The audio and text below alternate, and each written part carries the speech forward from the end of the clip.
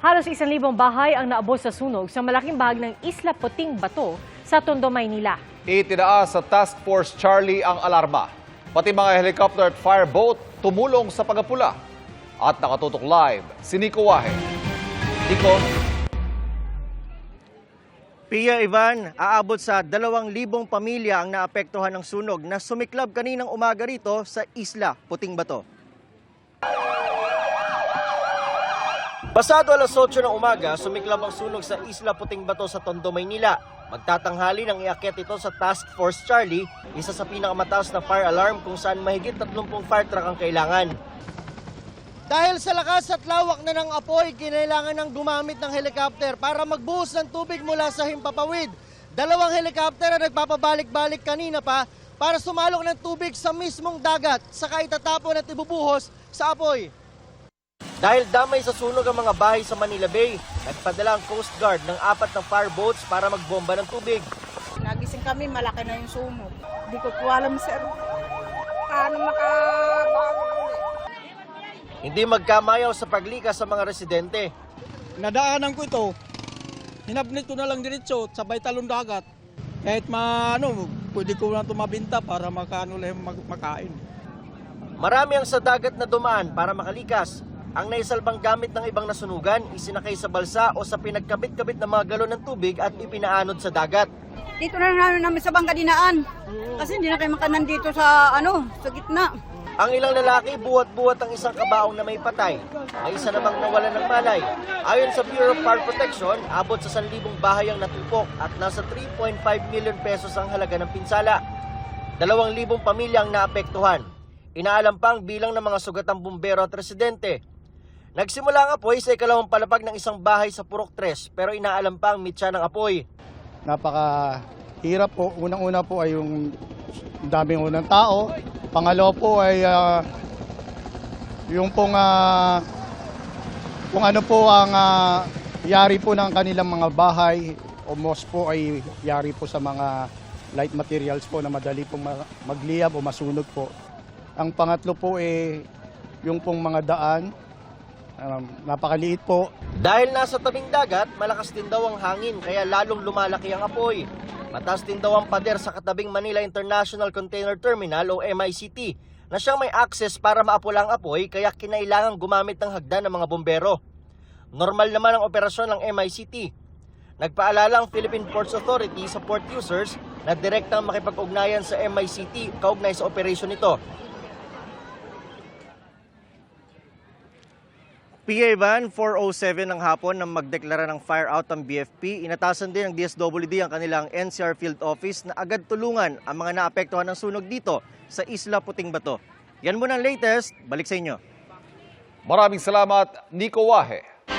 Sinagot ng Kamara ang ilang paratang ni Vice President Sara Duterte kaugnay sa paglipat sa kanyang Chief of Staff na si Attorney Zuleika Lopez na nasa Veterans Memorial Medical Center pa rin. At nakatutok live si Jonathan Andal. Jonathan? Pia, 3 senador ang bumisita kay Attorney Zuleika Lopez ngayong araw dito sa Veterans Memorial Medical Center. Si VP Sara naman umuwi muna sa kanyang mga anak.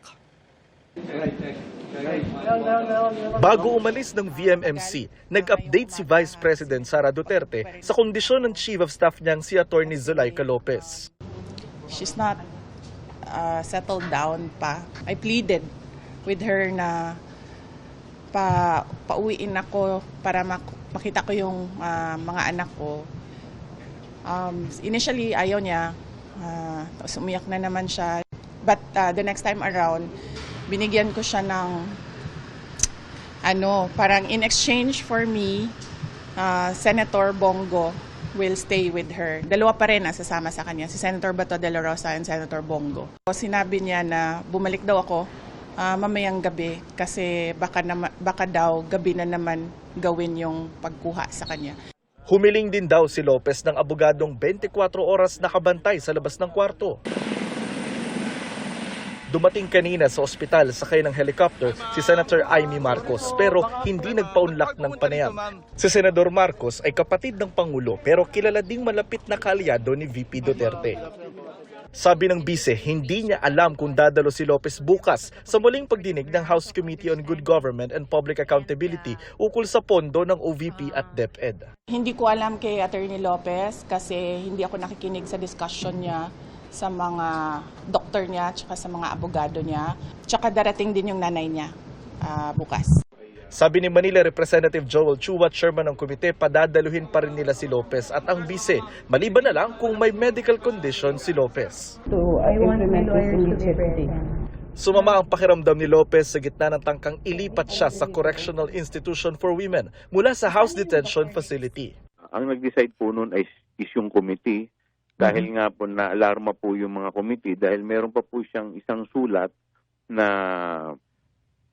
kung pwede daw payagan siyang mag-jogging sa perimeter ng Batasan Compound. Si Vice President po yan, sir. Opo. So baka po magkaroon ng mag-create po ng security problem. Kaya po minarapat na po namin na i-secure na lang po si Ma'am Zulaika para doon sa mas safe, mas secure. Pero instruction din ho ba ito ni Speaker Romualdez? Wala pong instruction. Sinagot naman ng House Secretary General ang ilang issue at paratang sa kanila. Anila, hindi raw totoo na hindi nila pinapasok ang abogado ni Lopez. Ma'am, nagnakaw kayo ng cellphone. Ibalik niyo. Hindi rin daw nila kinuha ang cellphone ni Lopez. Sinurrender daw ito at ang iba pang cellphone alinsunod sa security protocol. Di rin daw totoong delayed ang responde sa medical emergency ni Lopez at kahit daw pinalilipat ng komite si Lopez sa koreksyonal, nagdesisyon ang SecGen na manatili si Lopez sa VMMC para sa humanitarian reasons at para matutukan ang kondisyon nito. Ang pahayag naman ng bise na siya ang tumayong abogado ni Lopez labag sa batas ayon kay Chua. Maliwanag po sa ating saligang batas na ang presidente, ang vice-presidente, ang members ng cabinet ay hindi po pinapayagan na mag-practice ng kanilang profession. Pia, hanggang bukas na lang yung contempt order ng Kamara laban kay Lopez. Kaya tinanong natin si Congressman Joel Chua kung hanggang kailan ba rito sa veteran si Lopez. Ang sabi niya, bukas magdedesisyon yung komite tungkol sa contempt order ni Lopez. Yan muna ang latest mula rito sa Veterans Memorial Medical Center. Balik sa iyo, Pia. Maraming salamat, Jonathan Andal.